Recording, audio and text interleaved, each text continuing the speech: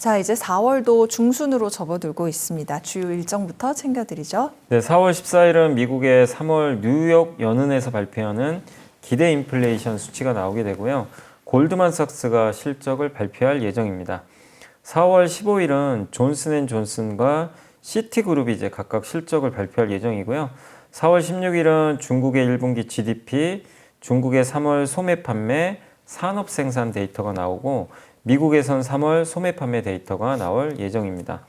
4월 17일은 한국은행에서 이제 금통위를 열어서 이제 금리를 결정할 예정이고요. 22 유럽 중앙은행에서 역시 금리를 결정할 예정입니다. 그리고 TSMC랑 넷플릭스가 각각 실적을 발표합니다. 4월 18일은 특별한 일정은 없는데 미국 증시가 부활절로 휴장할 예정입니다. 네, 자, 이 중에서는 어떤 걸 가장 주목하고 계세요? 일단 이제 미국의 소매 판매, 지금 요즘에 경기 침체 막 얘기가 나오니까 실제 이제 소매 판매 데이터를 한번 확인을 해봐야 될 것 같습니다. 그래서 미국의 3월달 소매 판매 데이터 확인하시면 좋겠고, 중국이랑 같은 날 나오네요. 네, 같은 날 나옵니다. 중국도 그날 GDP랑 소매 판매 나오는데 중국은 좀 회복이 됐을지, 미국은 좀 견조할지. 근데 이게 관세 이슈가 좀 있어서 영향을 좀 줄지 한번 지켜봐야 되겠고요. 그 다음에 이제 우리나라가 금리 결정하는데 원래는 금리 인하 가능성도 있었는데 이번엔 대부분 금리 동결로 예상을 하고 있더라고요. 왜냐하면 지금 환율이 너무 올라서 금리를 인하하기가 좀 상당히 부담스러워진 것 같아요. 네. 그래서 아마 금리는 동결할 것 같지만 한번 하는 총재의 말을 한번 들어보시고, 그리고 역시 우리나라 입장에서 TSMC 실적도 중요하잖아요. 그래서 TSMC 실적 그리고 관세 영향을 얘기할 것 같아요. TSMC도 관세 피해를 받을 수밖에 없어서 그 부분에 있어서 어떤 얘기를 하는지 좀 주목을 해야 될 것 같습니다. 네, TSMC 실적 발표가 있는 가운데 사실 삼성전자도 이 어닝 서프라이즈 발표됐잖아요. 근데 이걸 또 웃을 수만은 없다 이런 얘기가 나오던데 이건 왜 그런 거예요? 관세 때문에 그래요. 이번에 실적이 되게 잘 나왔어요. 5조 원 예상했는데 6조를 넘겨가지고. 근데 그 이유가 반도체 가격이 좀 오른 것도 있어요. 근데 가장 핵심은 갤럭시 폰이 생각보다 더 잘 팔렸어요. 이유가 두 가지인데, 첫 번째는 이제 갤럭시가 신제품이 나오니까 신제품 효과가 일부 있었고, 두 번째는 사람들이 먼저 산 거죠. 관세 부과한다고 하니까. 그죠? 이제 내가 어차피 사야 될 거면 관세 부과 전에 미리 사잖아. 그리고 실제 삼성전자도 갤럭시 스마트폰은 일단 베트남 같은 데서요, 미국으로 미리 보냈대요. 먼저 선적을 해놓은 거죠. 왜냐하면 이게 관세부가 이제 10% 들어가거든요, 무조건. 그리고 7월부터는 25잖아요. 그러니까 베트남은 46이죠. 엄청 높아요. 그렇죠, 그렇죠. 그럼 그 전에 미리 보내는 게 훨씬 유리하죠. 그러니까 굉장히 비싸죠. 그러니까 삼성 갤럭시가 베트남에서 절반 만들어요. 인도에서 30, 그다음 한국, 브라질, 인도네시아에서 10%씩.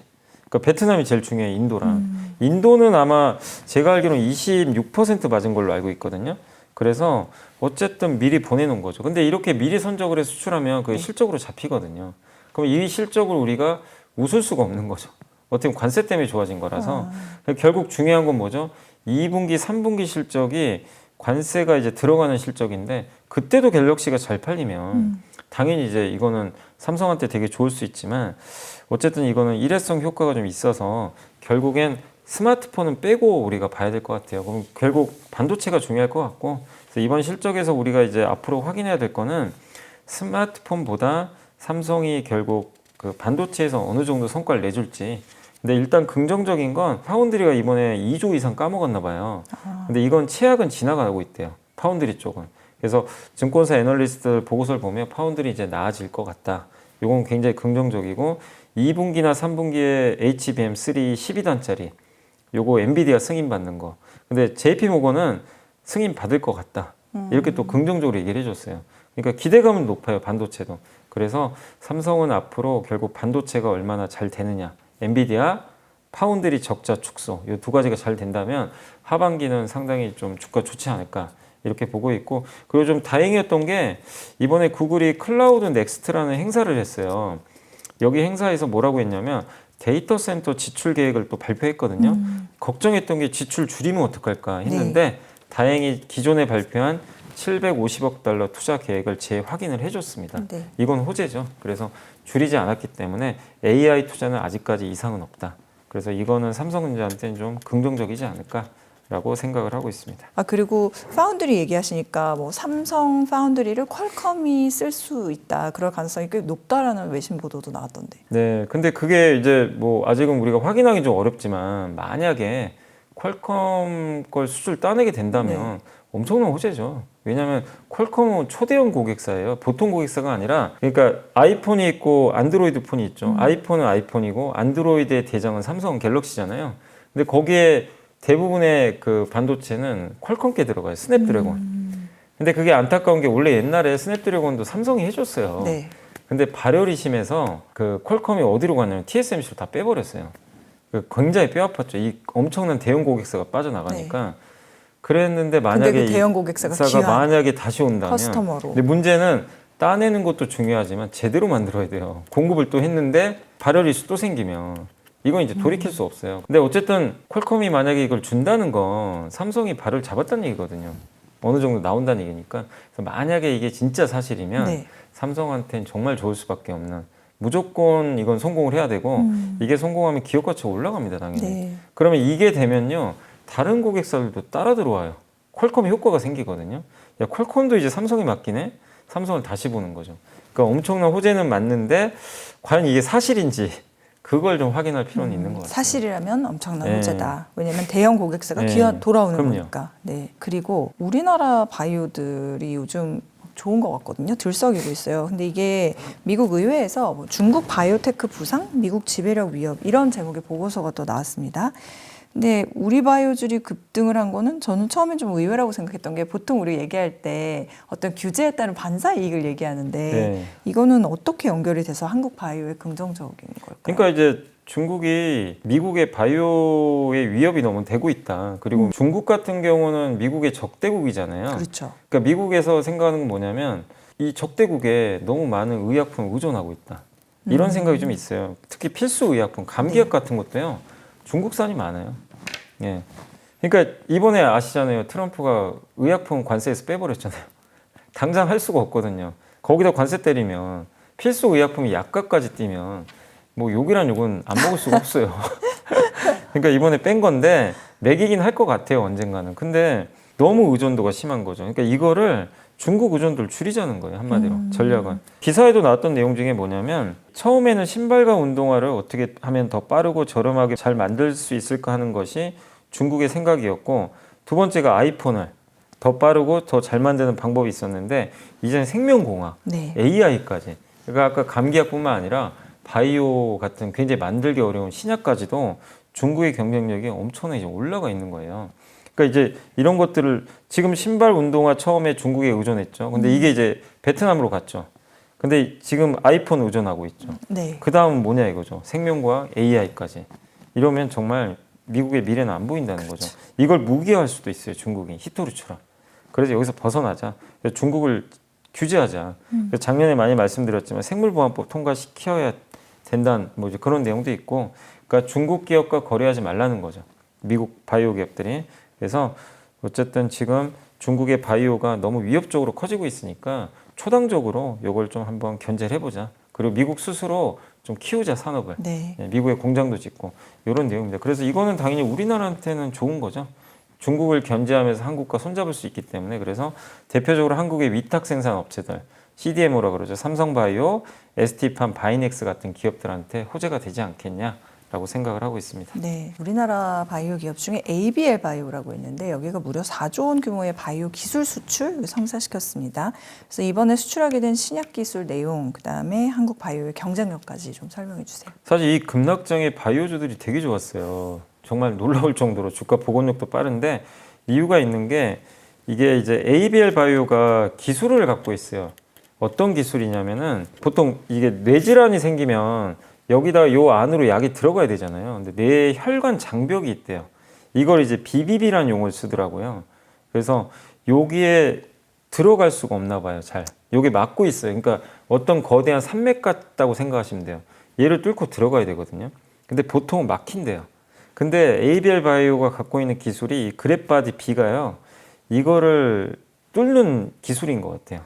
셔틀이라고 하는데, 우리 그 셔틀버스처럼 약을 여기다 실어가지고 요 안으로 보내는 거예요. 근데 그 기술을 특화해서 갖고 있다고 합니다. 그래서 이 그랩바디피 이게 뭐냐면 IGF-1R이라는 건데 네. 이게 뭐냐면 암을 일으키는 단백질이에요. 요거를 타겟으로 하는 항체를 이 BBB 여기 셔틀에 태워가지고 보내주는 거예요. 그래서 여기에 주로 쓰이는 것 중에 하나가 파킨슨병 치료제 네. 이런 게 있는데 이번에 영국의 글락소 스미스 클라인이 이 계약 상대방이거든요. 이거를 4조 원 주고 이제 기술 이전한 거예요. 네, 계약금은 1,480억입니다. 네, 그렇게 해서 이제 기술 이전을 한 거고 그래서 만약에 이제 ABL 바이오 기술을 이용해서 임상이 성공해서 상업화하면 이제 4.1조를 나중에 받을 수 있는 거죠. 예. 그러니까 일단 계약금은 받게 되고요. 그래서 우리나라 입장에서는 이 조 단위를 들고 이렇게 세계적인 제약회사가 기술을 가져가는 건 정말 놀라운 일이죠.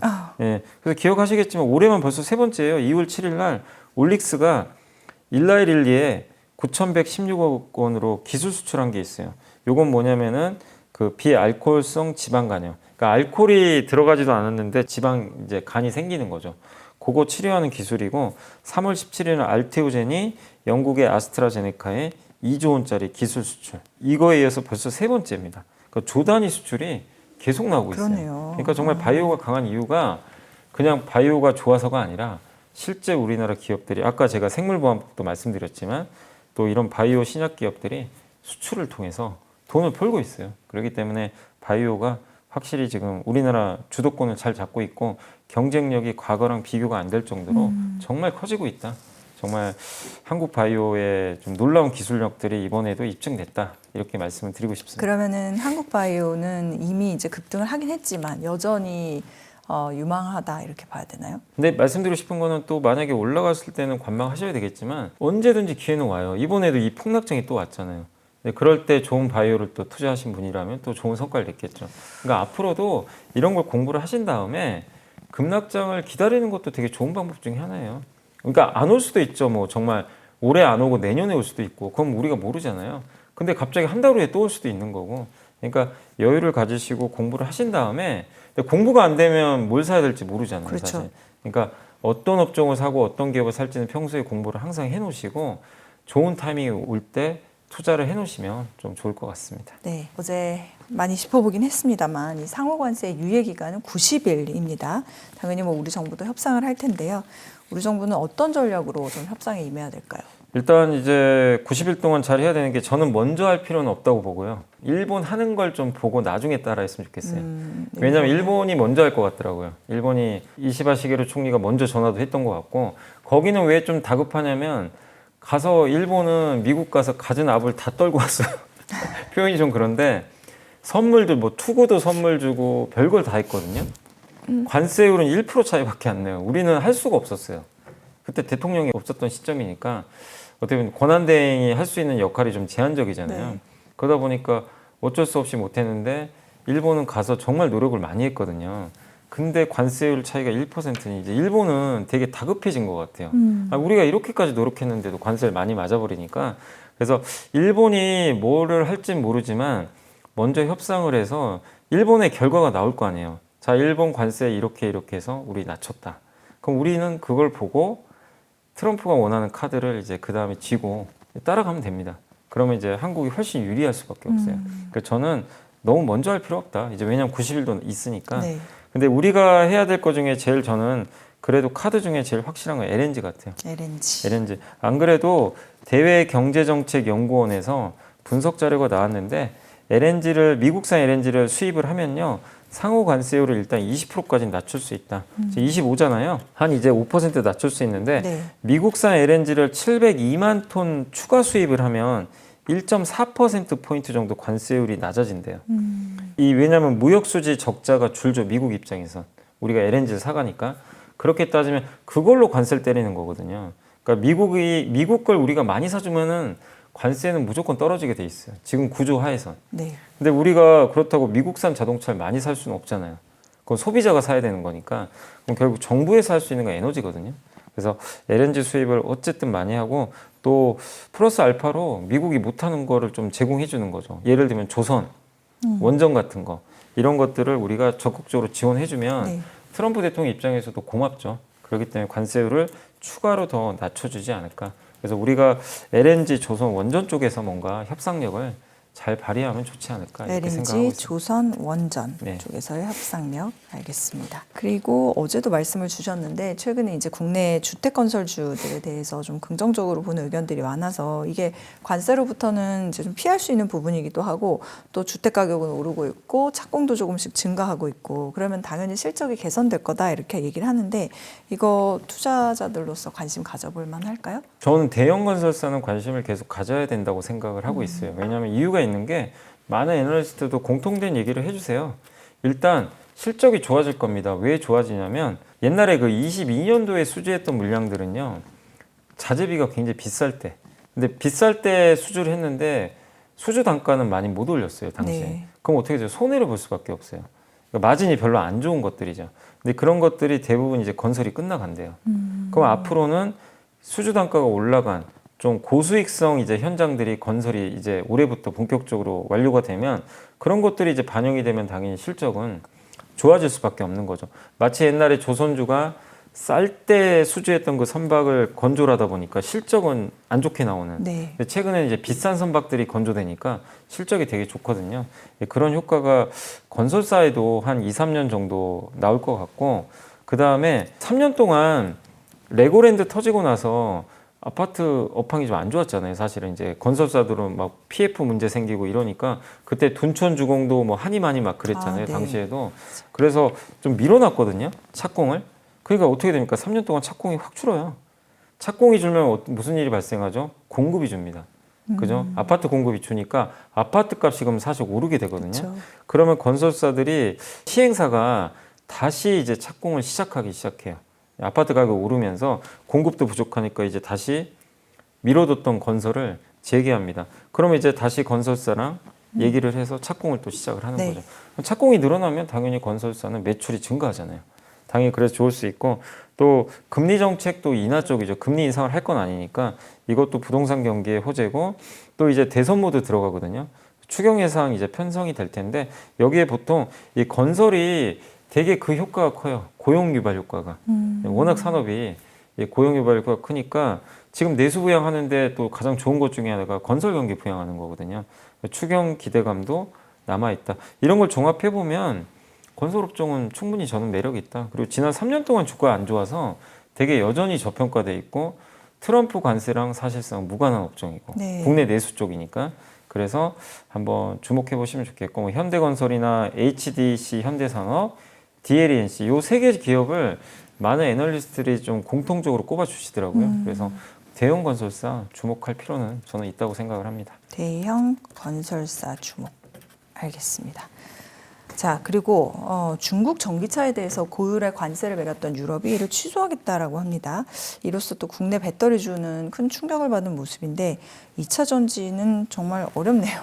어렵고 이게 현대차 기아도요 금요일 날 주가가 폭락을 했어요. 이 뉴스 때문에. 왜냐하면 이게 아직 결정된 건 아닙니다. 결정된 건 아닌데 작년에 아마 기억하실 거예요. 원래 중국산 전기차 관세가 10%거든요. 근데 17.8에서 45.3까지 업체별로 다르죠. 관세를 이제 올려버린 거죠. 근데 이제 중국이 반발했어요. 이거 너무 높다. 그래서 뭐를 했냐면 관세 매기지 말고 우리가 그럼 너무 싸게 판 게 만약에 맞으면 일정 가격 이하로는 안 팔겠다. 가격 하한선을 이제 주겠다라고 제시를 한 거예요, 유럽에. 근데 유럽이 안 받아들였어요.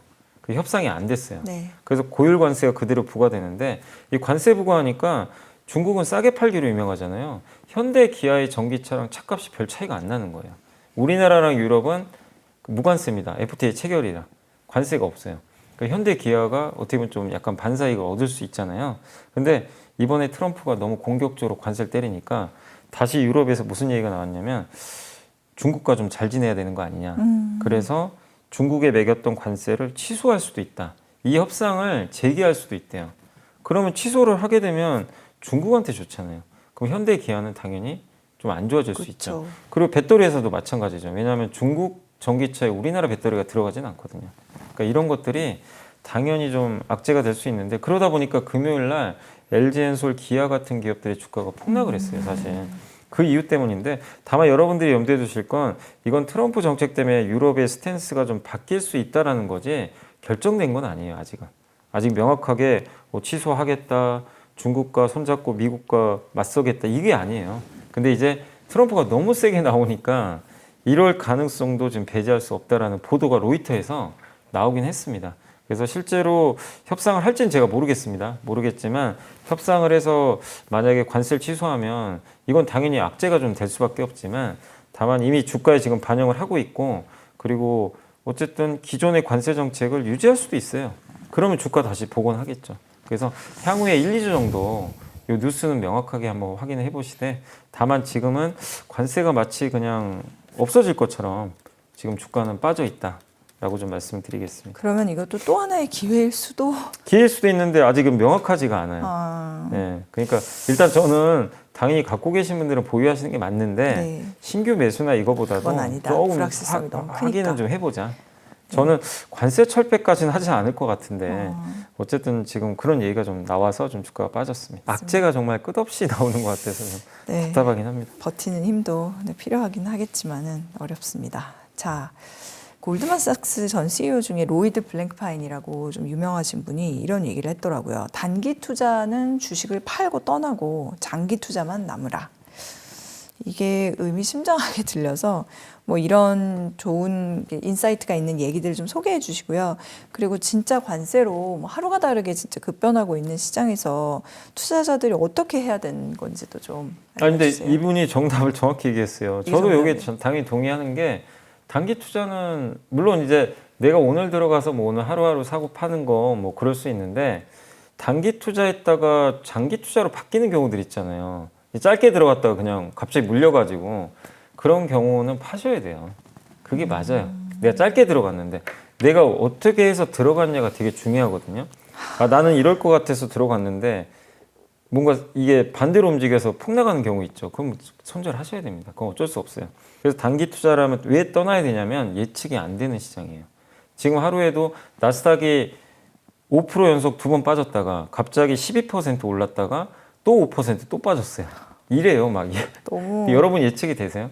그러니까 단기 투자라면 주식 팔고 떠나는 게 맞고 아니면 그냥 매일매일 하시고 그 당일날만. 그게 당일로. 맞고. 네. 그 당일로 끊어야죠. 그냥. 네. 다음 날로 가져가면 안 어떻게 되는 될지 거죠. 예. 모르니까. 근데 장기 투자자라면 남아야죠. 왜냐하면 역사가 증명하죠. 이런 위기가 한두 번도 아니었고 과거의 역사가 증명하죠. 이런 위기가 왔을 때 주식 사서 실패한 경우는 없었어요. 왜냐하면 세상은 망하지 않고요.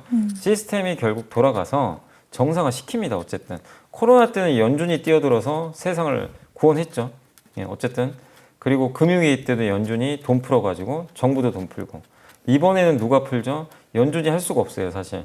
그래서 트럼프가 결정하는데 트럼프도 지금 생각이 좀 바뀌고 있잖아요. 갑자기 90일 관세 유예하기 시작하고, 예, 채권금리 급등하니까 그리고 중국에 너무 세게 때리는 게 조금 이제 무서울 수도 있죠, 본인도. 그래서 약간 중국과 협상하고 싶다. 이런 얘기가 나와요. 그러니까 장기 투자로 어떤 기업의 가치를 믿고 투자하신 분들은 남아야 됩니다. 폭 나간다고 팔 게 아니라 끝까지 버텨내야죠. 다만 그 기업보다 더 좋은 게 있는데 빠졌으면 뭐 교체할 수는 있는 거죠. 그런 고민은 좀 한번 해보시면 좋겠고 그 이분이 했던 얘기 중에 제일 좀 인상적이었던 게 그거예요. 인터뷰를 봤는데 트럼프 스타일만 제가 하나 말씀드릴게요. 네. 어떤 스타일이냐면 방에 있잖아요. 방 안에다 수류탄을 일단 까고 던져버린대요. 사람들이 있죠. 무슨 일이 발생하죠? 다 막 난리 근데 나죠. 난리는 패닉이 네. 발생하죠. 본인은 이제 방독면을 써요. 이제 연기가 자욱하겠죠. 그 수류탄의 표현이 좀 그런데 그저 뭐 체류탄 가스 같은 네, 거 있잖아요. 체류탄 정도. 예. 근데 그 사람 중에 이제 트럼프한테 그럴 거 아니에요. 이제 죽겠으니까 제발 좀 살려달라. 그러면 일단 간대요. 그런 사람들만 찾아간대요. 그냥 이렇게 흔히 아무 그냥 모른 척하고 반응 없는 사람은 일절 관심도 없고. 그러니까 지금 비슷하죠. 중국에 더 때려버리죠. 이 반응이 없네. 근데 살려달라고 하니까 90일 유예 일단 들어갔잖아요. 네. 근데 뭐 중국에도 살짝 얘기 좀 할까? 그러니까 이제 너무 이제 중국은 또 중요한 국가 중에 하나니까. 근데 물론 협상을 한 건 아니에요, 아직도. 근데 어쨌든 스타일이 그렇다고 합니다. 살려달라고 하면 가서 이제 들여다본대요. 얘기를 들어본대요. 왜 살려줘야 되는지. 타당하면 살려준다. 그런 스타일이래요. 아휴. 협상 스타일이. 그러니까 모든 걸 그렇게 한대요. 뭐 재정 적자, 방위비, 무역 문제 이런 것도 다 똑같이 접근을 한대요. 이런 스타일이에요. 거래 스타일이. 네, 거래 스타일이. 네, 거래 일단 스타일. 죽여놓고. 그게 부동산 업계에서 쓰는 네, 방식이라고 맞아요. 네, 그러더라고요. 그런 그렇죠? 체계도 있잖아요. 네, 그 맞아요. 거래 기술. 거래 기술. 되게 세게 협박을 하죠, 사실. 뭐 질러놓고. 예, 질러놓고. 네, 그다음에 그러니까 지금도 이제 보세요. 트럼프 대통령이 원래 관세가 원래 0이잖아요. 우리가 미국과는. 지금 관세 얼마죠? 10%죠. 10%인데 시장이 환호하고 있어요. 10% 관세인데 왜? 25를 때려놨거든요. 25에서 10으로 바꾸니까 너무 다행이에요. 환호합니다. 와, 이게 트럼프의 방식이에요. 앵커링 이펙트가 아주 그냥 그러니까 확실하게. 너무 이게 사실 무서운 얘기인데 그렇네요. 그러니까 되게 다양한 얘기들을 해줬지만 어쨌든 트럼프 방식을 이해한다면 결국 협상을 통해서 일단 트럼프가 처음 얘기한 게 제일 세고요. 네. 그 다음부터 낮아지는 거예요. 그래서 거기에 여러분들도 한번 적응하시면 좋겠고 어쨌든 저는 지금 기회가 맞다고 저도 보고 있고 단기면 모르겠지만 어쨌든 중장기론 기회가 맞고요. 미국은 살아날 겁니다. 미국이 그 허통 국가가 아니잖아요. 체력이 약한 국가 아니고 트럼프 대통령이 혼자서 모든 것도 할 수 있는 국가도 아니에요. 그렇기 때문에 결국엔 살아날 거니까 세상이 망하지 않는다라는 생각 가지고 저는 적어도 현금이 없다면 주식만 갖고 있다면 좀 장기 투자하시면 잘 버티시면 좋겠고 다만 자산 배분만 좀 잘하자. 너무 미국만 하실 필요는 없고 골고루 잘 분산하자라고 말씀을 드리고 좀 더 싶습니다. 구체적으로 알려주세요. 그러니까 미국의 달러가 지금 별로 안 좋아요. 달러 자산에 금이 갔는데 이건 트럼프가 자초한 거잖아요. 이게 당장 해결될 문제는 아니니까 지금 나스닥이나 미국 증시가 반등하면 조금 줄이셔가지고 배분하자는 거죠. 저는 올해는 어쨌든 한국이 더 좋다고 보거든요. 한국 비중 같은 걸 늘리고 주식을 다 팔고 현금화는 그런 게 아니라 미국을 팔고 일부를 한국 주식, 일본 주식으로 좀 교환을 해보자. 그런 건 한번 자산 배분 측면에서 고민해 보시면 좋겠습니다. 한국 주식이나 일본 주식도 한번 다시 보는 계기로 알겠습니다.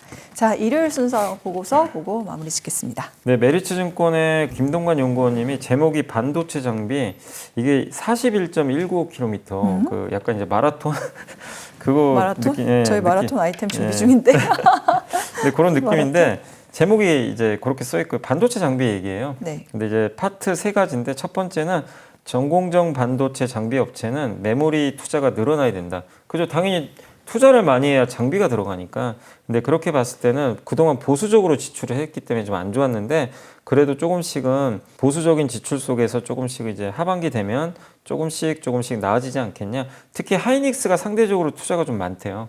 그래서 그런 부분 염두에 두시면 되겠고 파트 2는 중국은 그동안 투자를 또 많이 했어요. 우리나라 기업 중에 중국에 수출 많이 한 장비 회사가 있거든요. 그쪽은 조금 보수적으로 보자. 왜냐하면 앞으로 중국은 좀 지출이 줄 가능성이 높대요. 그건 좀 염두에 두시고 파트 3는 결국 이제 전략 얘기인데 결국 장비주 주가는 삼성이나 하이닉스가 앞으로 얼마나 투자를 많이 하냐 그 기대감과 주가가 동행한대요. 근데 어쨌든 메모리 투자 눈높이가 낮아진 건 사실이지만 그래도 조금씩은 투자가 좀 재개될 걸로 좀 보고 있고 그래서 종목 선별의 좀 기준은 뭐냐면 지금 반도체는 점점 선이 좁아지거든요. 그걸 이제 우리가 미세 공정이라고 하는데 그런 전환 투자할 때 수혜받는 장비사 또 낸드 플랫이 있죠. 요거는 투자가 그동안 없었어요, 사실상. 죽어 있었는데 낸드 투자도 아마 조만간 재개될 것 같아서 그쪽에 특화된 기업 그리고 중국 장비 투자는 줄 거예요. 거기서 충격을 덜 받을 기업. 이런 걸 좀 선별해서 좀 보자는 얘기입니다. 그래서 2008년, 9년도에 장비 투자 줄었다가 2010년도에 투자 증가 기대로 2009년부터 장비 회사들 주가가 많이 갔거든요. 그래서 내년부터는 투자가 늘 걸로 좀 보고 있어요.